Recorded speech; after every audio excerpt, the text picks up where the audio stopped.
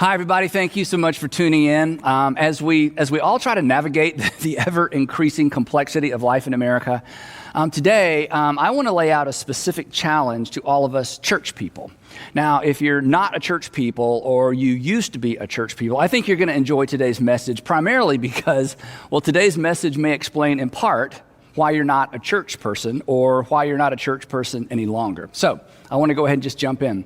If you were raised in a church similar to the church I was raised in, you discovered really early on that becoming a Christian is easy. I mean, it costs virtually nothing, right? I mean, Jesus died on the cross for our sins. The price has been paid. We put our faith in Jesus, and then we're Christians. That's what makes it so amazing. The price has been paid. You simply receive the free gift of salvation and forgiveness. And then you can call yourself, and I can call myself, a Christian.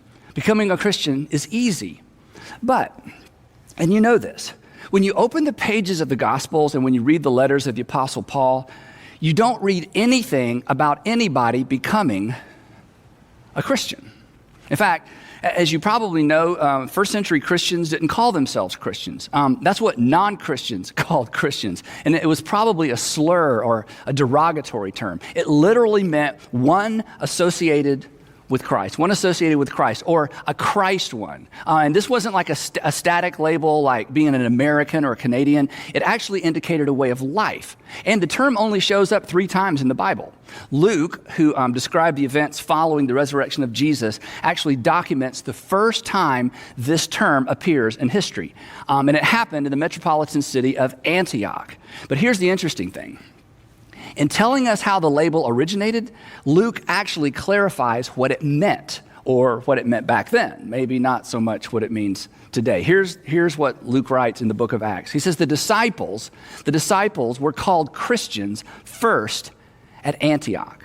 But this raises a question for us. The disciples were called Christians first at Antioch, so who were the disciples? Now, he's not talking about the 12 apostles. This referred to a broader group of people. In fact, in the Gospels, and we've talked about this before, the term disciple always referred, in the New Testament, the term disciple always referred to Jesus followers, people who publicly associated with Jesus before his crucifixion, and the people who followed his teaching after the resurrection.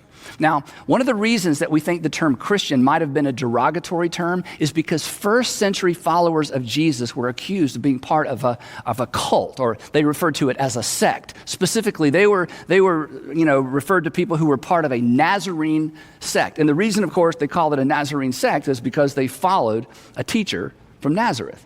There was something unusual about these people that set them apart from their idol-worshiping friends in Antioch. So the citizens of Antioch, and you can understand this, the citizens of Antioch, they felt pressed to come up with a name for these people. And they couldn't just call them disciples because lots of teachers and lots of philosophers and lots of rabbis had disciples. So they came up with a term. They called the followers of Jesus, or the disciples of Jesus, Christians. And this is challenging for us. And this is challenging for me. You may be comfortable claiming the badge or the title of Christian, the way us modern folks use the term, right? But here's the question I want us to wrestle with for a few minutes today. It's easy to say I'm a Christian, but am I a Jesus follower? Are we following, or are we simply believing in? Am I following his example, or am I just trying to be a good example? And this is a terrifying question. It's terrifying because, well, see, I can define and redefine the term Christian until I'm fine. And you can define and redefine the term Christian until you're fine. And we can all define and redefine the term Christian until we all feel fine about our faith and our approach to faith. And the reason we can do that is because neither Jesus nor anybody in the Bible clearly defines what it means to be a Christian. But Jesus follower, that doesn't really need any defining, does it? Becoming a Christian is easy. It won't cost you anything. Following Jesus, it will always cost us something. And it costs some people more than others, right? And here's what you know, and here's what I know. Here's what history tells us. The ones it cost the most are the ones that made the most difference. As we talk about all the time in our churches, Jesus came to earth to introduce the kingdom of God to earth. He was the king. We know this. He was the king who came to reverse the order of things. So to follow Jesus then and to follow Jesus now requires us to live in a different direction, to some extent to be countercultural. And this was certainly the case in the first century. And Jesus made this abundantly clear right out of the gate in his most famous, his most quoted, and perhaps his least applied sermon. We refer to it as the Sermon on the Mount. Here's how it happened. Now, when Jesus saw the crowds, there were always crowds. Now, when Jesus saw the crowds, he went up on a mountain, thus the Sermon on the Mount, and he sat down, and here's our word, and his disciples, his followers came to him, and he began to teach them.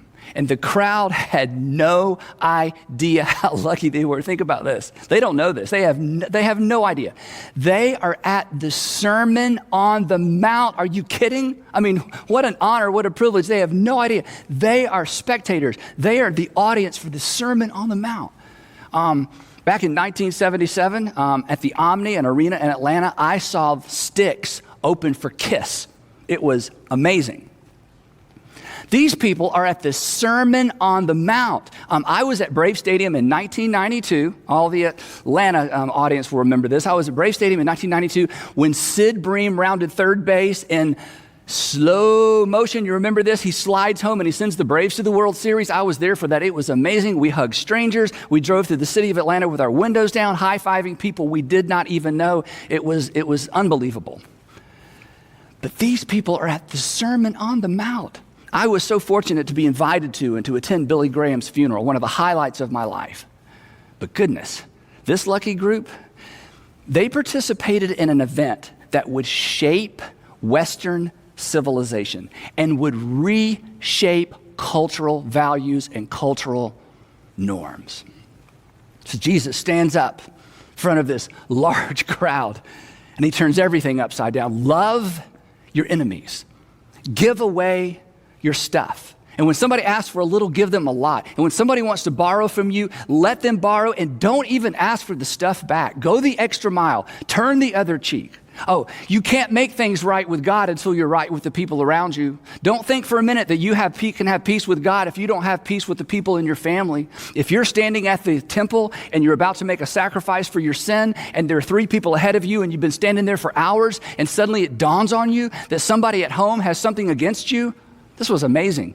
He said, leave your sacrifice there in the temple and go home and make things right with your brother or sister. You can't be right with God if you're not right with your brother, if you're not right with your family, if you're not right with your neighbor. Hey, and stop staring at that little speck of sawdust in your brother's eye and clean out your own eye first, and then you'll be able to see your brother better and you'll be able to help your brother. You've heard it said, an eye for an eye and a tooth for a tooth. Not anymore, not in my kingdom.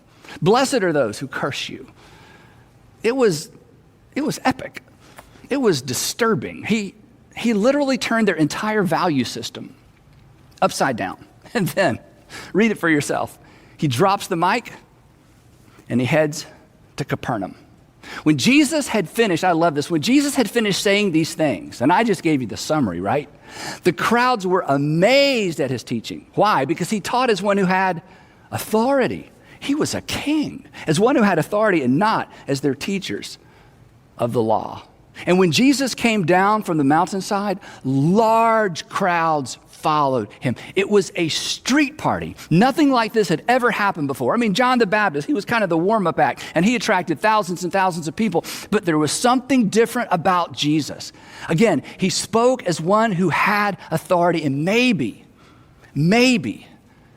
this was the Messiah.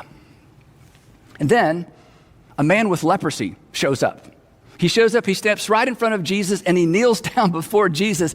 And this was kind of a downer, right? I mean, as soon as a leper shows up, the crowd kind of stops. They kind of make space. Nobody wants to get too close. And it's like, oh, things were going so well. And the leper says to Jesus, if you are willing, Lord, if you are willing, you can make me clean. Now, Jesus had just taught, blessed are the poor in spirit, blessed are the poor, blessed are those who mourn, for they'll be comforted. Big talk, right? So what's he going to do? Jesus, you know this story, he reaches out his hand and he touched the man, and I love this. And he said, I am willing. Be clean. And immediately he was cleansed of his leprosy. And the crowd, the large crowd, it goes wild. I mean, this guy is walking his talk. He's doing for others. He stopped his car and gave that couple with the sign all the cash in his wallet. He is the real deal. He's actually going to live out these extraordinary values that didn't make any sense. They don't seem like they would work in that culture, but here's a guy that's going to do it anyway. And then, suddenly, unexpectedly, the mood changes. And what happens next is completely lost on us. In fact, Matthew doesn't even bother to elaborate because the folks who witnessed this, they didn't need any elaboration. And everybody there, everybody who heard about it, all of Matthew's first century readers, they got this. They felt it. It was like a 17-year-old boy talking to his friends and telling his friends the story of being all cuddled up with his girlfriend in his girlfriend's basement, when suddenly the lights come on and her dad is standing there. And his friends, they all have the same question, right? And their question is not, well, how did you feel in that moment? No, they already know the answer to that question. What do they want to know? They want to know, well, what happened next? And this is one of those moments in the life of Jesus. Everything is good. And then suddenly the lights come on and it's her dad.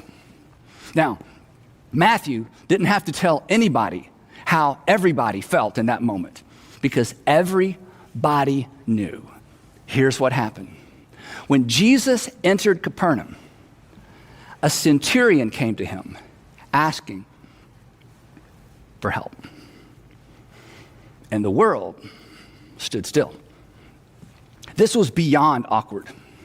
Love your enemy, do for others, go the extra mile, great hashtags, but surely those pithy one-liners don't apply to this guy. I mean, healing sick Jewish people, that's one thing. This is a whole nother thing. So a little historical context might help us here. Because again, we don't feel the gravity, we don't feel the tension of the moment. But everybody in Matthew's audience did. Here, a little background. About 100 years before this event, General Roman Pompey enters the city of Jerusalem, desecrates the temple and the Holy of Holies by giving himself a self-guided tour. Pompey was so curious to see this Jewish God that he'd heard so much about, this Jewish God that was so easily offended and who considered himself too good to be a part of any pantheon of gods, a God that was too good and so good that he claimed to be the only God. So he brushed aside the priest and he boldly went where only the high priest had gone before, right into the Holy of Holies. He pulls aside that huge over-engineered curtain that separated the God chamber from the outer court. He walks into the Holy of Holies. He looks around and he's so disappointed because there's no God. There's no idol. There's a golden table, there's a candlestick, and there are about 2,000 talents of gold, but no God. And he probably thought to himself, these crazy Jews, they build this extraordinary structure, this physical structure for a God who has no physical representation. I mean, what good is a God you can't see? And then he left. But he didn't leave alone. He left with thousands of Jewish slaves in tow. Judea and Galilee in that moment were essentially annexed into the Roman Empire. Galileans and Judeans lost their independence again, and they're forced to pay taxes to their pagan conqueror. Years later, another general shows up, Crassus. He actually goes into the temple and he steals all the Jewish wealth, all the temple taxes, everything he could find, and he takes it with him to Rome. Then in 40 BC, Herod the Great was crowned king of the Jews by the Roman Senate. Of course, the problem was Herod wasn't even Jewish. He murdered multiple rabbis. One of his sons is responsible for executing John the Baptist, who was a folk hero among the working class. Then, when Jesus was, somewhere in his 20s, Rome commissioned Pontius Pilate to be the governor of Judea.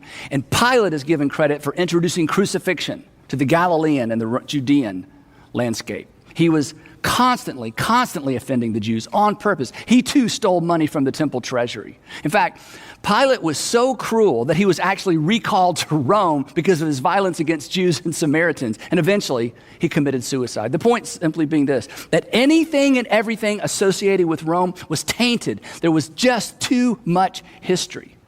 But it got worse. This was not a common soldier. This was a centurion asking Jewish people for help. This is a man who had earned his rank and his authority through violence. He obeyed without question and he obeyed without conscience. Centurions were severe disciplinarians. They actually flogged their own men and on occasion executed their own soldiers. But it got even worse. Because we know from history, there were no actual Roman centurions stationed in Galilee until about 10 or 15 years after this encounter. So in all likelihood, this gentleman, this centurion had been recruited from a region from around or outside of Galilee. And people outside or people in the regions around Galilee, they considered the Jews to be, well, pretty much a detestable race. They had resisted Hellenization. They clung to their ancient culture and their strange customs, and they refused to join the rest of the world. People from the neighboring regions considered Jews to be racist. I mean, after all, Jews considered all non-Jews off limits, unclean. They wouldn't allow their daughters to marry the sons of Gentile people, and they wouldn't allow their sons to marry Gentile women. In fact, you may remember this. Remember Jesus' encounter with the woman at the well? We call it the woman at the well, the Samaritan woman. When he spoke to the woman, the Samaritan woman, do you remember how she responded? She was shocked that a Jew would even speak to her. That was the relationship between first century Jews and outsiders in a nutshell. Remember Peter, the Apostle Peter? He just openly admitted that he had never, think about this, he had never stepped foot inside a Gentile home. He wouldn't dream of such a thing. So no wonder the people from the border regions considered Jews to be strange and odd and to some extent just detestable racist. This was the context. This was the tension. This was the emotion. This was the disgust that hung in the air that afternoon on the outskirts of Capernaum as Jesus is stopped by a centurion asking for help. The centurion represented everything Jesus had a right to hate. I mean, personally, nationally, ethnically, religiously, it was all wrong. He had blood on his hands. He had Jewish blood on his hands. And now he needs a favor.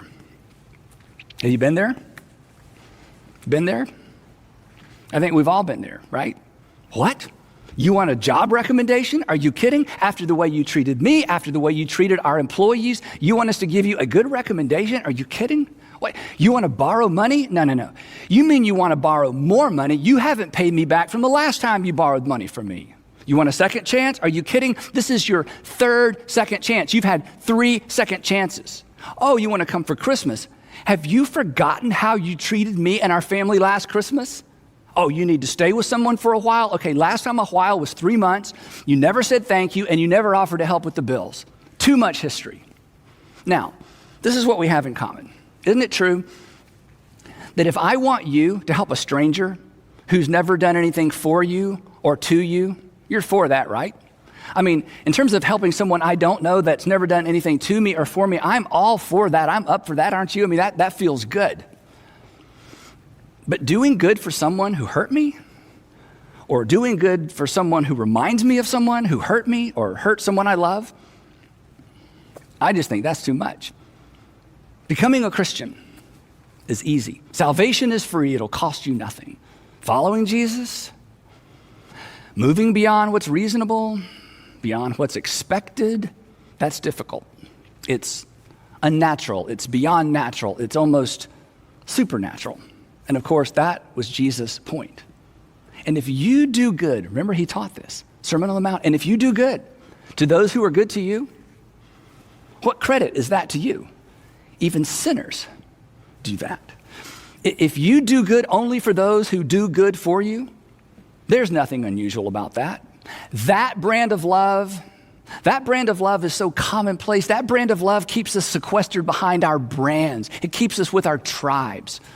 So, there they stand. There Jesus stands. There the centurion stands. And the question was, what would he do? They'd heard what he preached, but what would he do? And unfortunately, you can guess. Perhaps you know. Perhaps you've read the story. And once we read the end of the story, then I have a decision to make, and you have a decision to make, and we have a decision to make. We have to decide, are we willing to follow Jesus, or will we be content with simply being Christian? When Jesus had entered Capernaum, a centurion came to him asking for help. Lord, he said, my servant is at home paralyzed, suffering terribly. Wait. Hang on. You are suddenly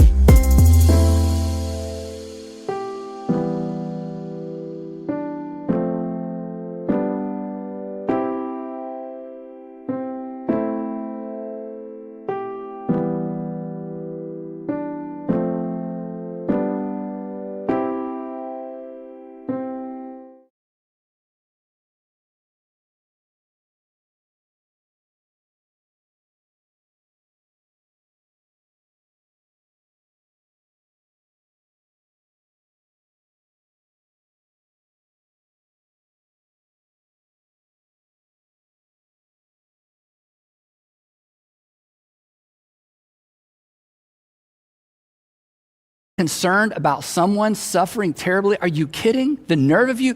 You personify, as a Roman centurion, you personify suffering terribly. You cause suffering for a living. We've suffered our whole lives because of you, and your nation and your armies and your legions.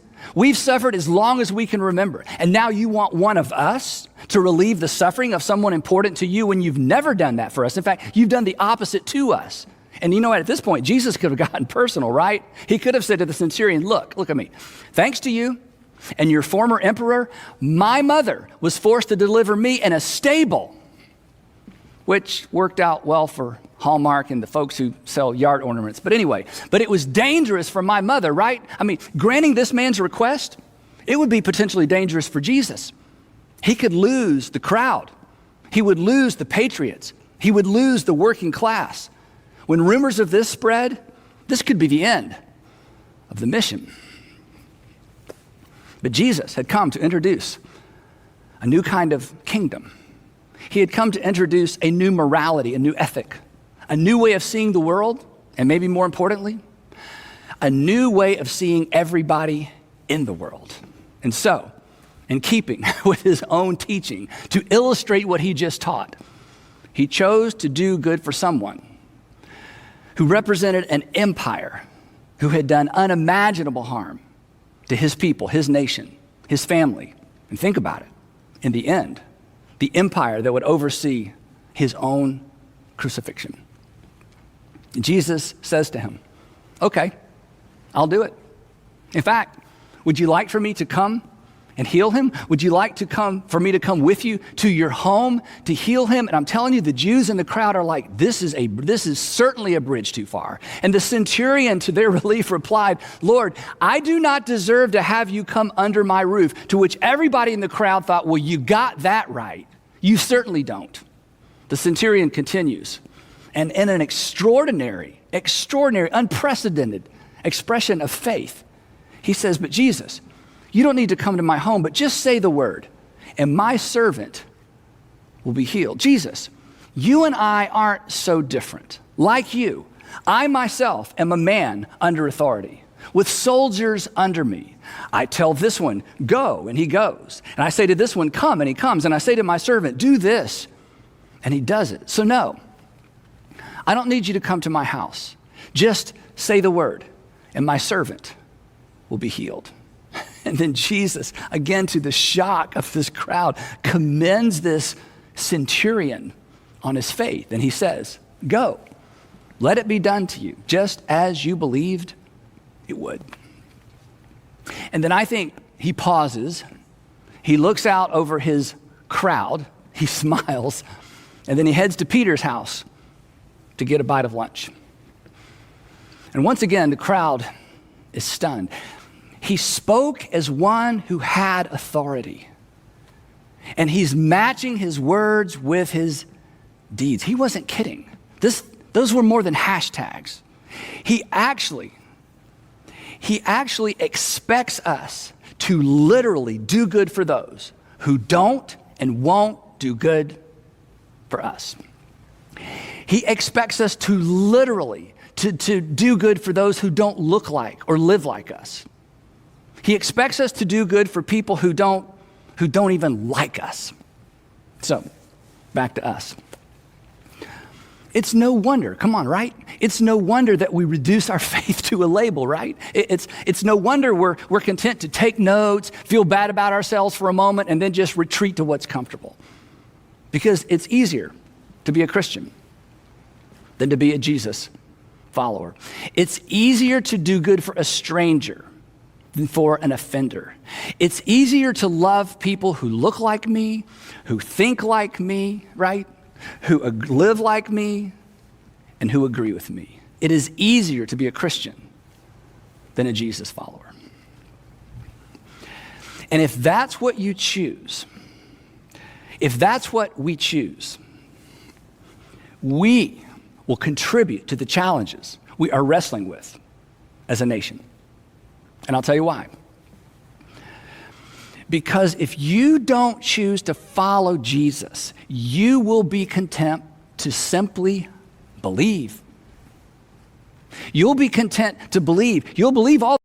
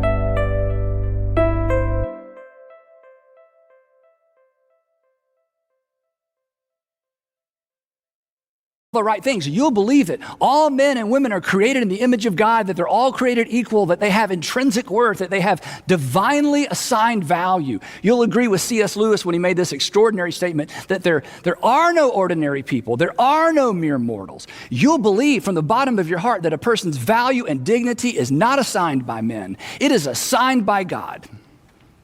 But if you have not decided to follow Jesus, if I've not decided to follow Jesus, it just ends there. It ends with correct belief. If we don't decide to follow Jesus, we will not act. We won't act on what we claim to believe when it costs us something. And we will not react. We will not react when we see people treated unjustly, unkindly, unfairly. Now, here's the really interesting thing. Apparently, Jesus saw this coming. Apparently, Jesus saw us coming. He saw me coming. He seemed to have anticipated a generation that would be content to know, but not to do. In fact, this is so interesting. Jesus reserved his final words, his harshest statements in the Sermon on the Mount for those people who would hear and not do, who would agree, but who wouldn't act. For those who are content to sit and to listen and nod, but refuse to follow. Here, think about this. This is amazing. Here is the closing statement. Here is the closing statement of his most famous sermon. Here's how he closes it. But everyone who hears these words of mine and does not put them into practice is like a foolish man. Everyone who heard this sermon and who was moved by this sermon and even agreed with parts of this sermon, but when it gets down to real life, when it gets down to those those emotional moments where it's just too much to think about following through with what we just heard, he said, the person who hears these words of mine and refuses to put them into action is like a foolish man. Specifically, they're a fool. And they're a fool because he or she will have fooled themselves. They will have fooled themselves into thinking that they're better than they really are, that they found favor with God that they don't really possess. It's like a foolish man who built his house on sand. It looked great. You remember how this ends. And then the rains came down. And then the streams rose. And then the winds blew. And they beat against that house and it fell with a great crash. So here's what I want to leave you with. The men and women who make a difference in the world are not the men and women who believe right.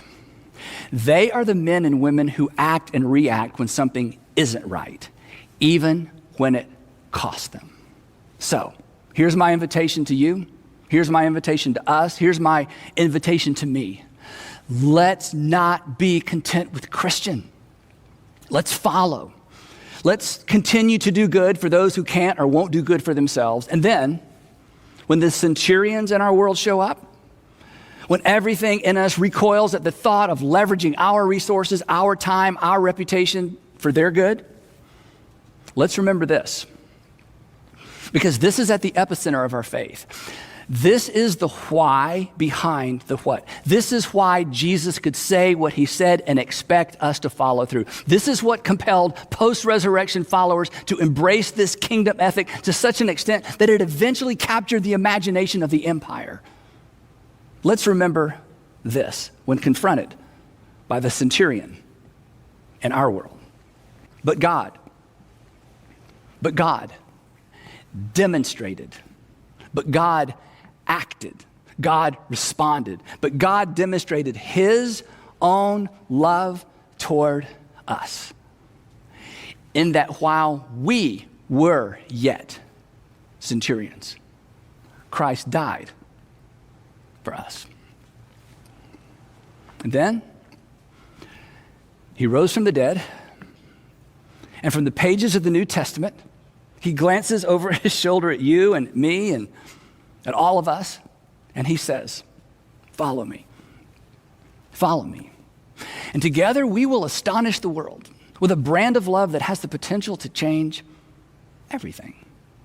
It's easier to be a Christian than a Jesus follower. But here's the funny thing. Jesus never invited anyone to become a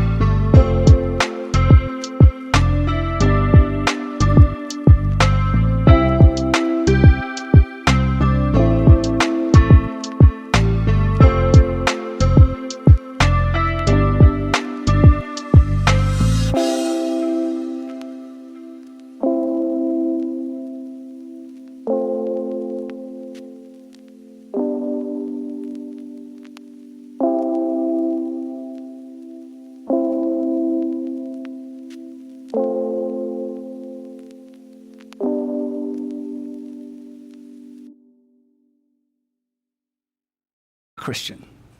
He invited us to follow.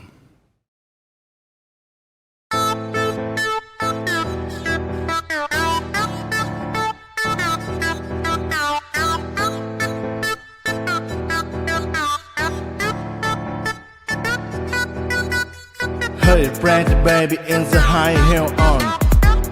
You give me forever, I'll never ever know. You are sure the products of love life. I like the fruit of your walk, your talk, your dress. I feel so forever from my little brown. You freak you.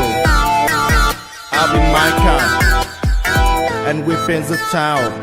Just kiss me, baby, and tell me try that you the one for me. The way you make me feel, the way you make me feel, you really turn me wrong. You really turn me on. You knock me off my feet. My lonely days are gone.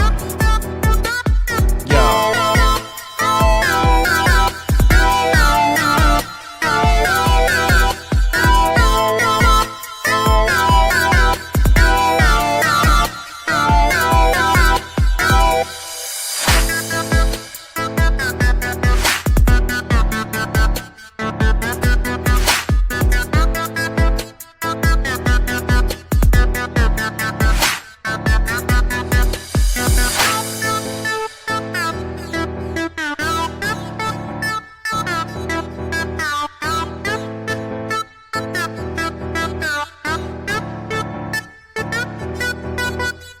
Hey, pretty baby in the high heel on. You give me forever, I'll never ever know. You are sure to put us up. Love life. I like the blue up. Your one, your top, your dread. I feel so forever from my ground. You freak you. I'll be my car. And whip in the town. Just kiss me baby and tell me try that you the one for me. The way you make me feel, the way you make me feel, you really turn me on. You really turn me on. You knock me up off my feet. My lonely days are gone. Yeah.